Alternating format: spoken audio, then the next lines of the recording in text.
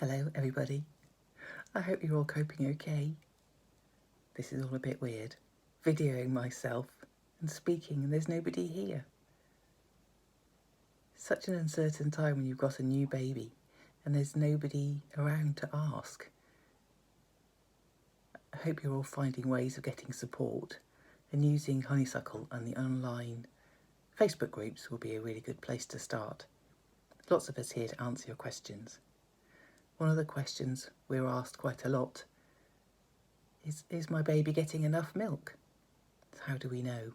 If there's nobody you can ask and nobody to weigh your baby at the moment, how do you know your baby's getting enough milk? It's a big worry. There are a few things that you can use in your toolkit to know that your baby's getting enough milk.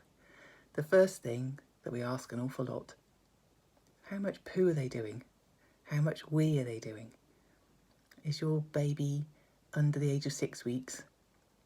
Are they doing at least two £2 coin size poos, about that much, every day, or vastly more?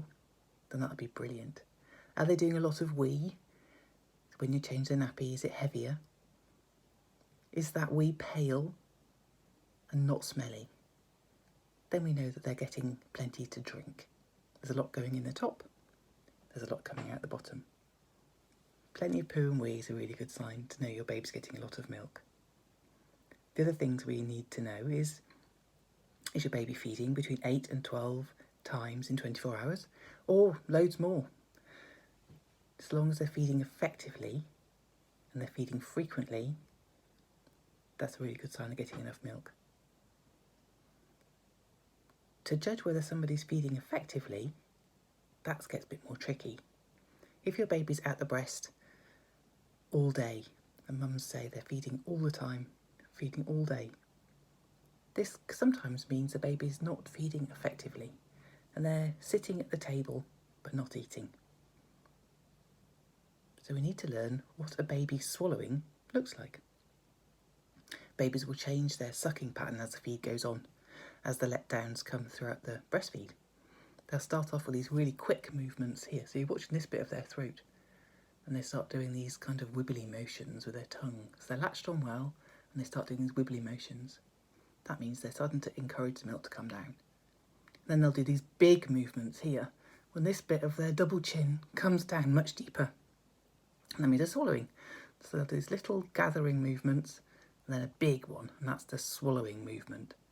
And after that they might pause and go back to the wibbly movements again. So watching your baby when they're feeding is really important.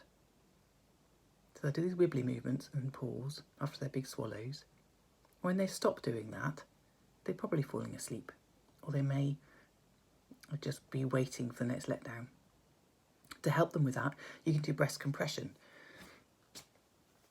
So do a breast compression, you use your hand either way round, doesn't matter, and bring your fingers quite close to your ribs so you're not going to just knock the baby off the end of your nipple, and you squeeze. And some women find doing repetitive squeezes works best. Sometimes one big squeeze, wait till they start swallowing again, then let go. Always making sure you do a let go to let the milk come down. So you can do breast compressions, you're watching the swallows, and when that stops working, change boobs. So this is a technique called breast compression and switch feeding. So you switch from side to side as many times as you need to keep your baby actively feeding. So they're actively feeding frequently, they're pooing loads of wee, all these things are good. Watching them, making sure they look as though they're gaining weight, making sure they're sleeping. I know that's hard. So if they're sleeping on you or sleeping with a boob in their mouth, as long as they're sleeping, that's a good start. Please ask us questions. Please stay in touch. Look after yourselves.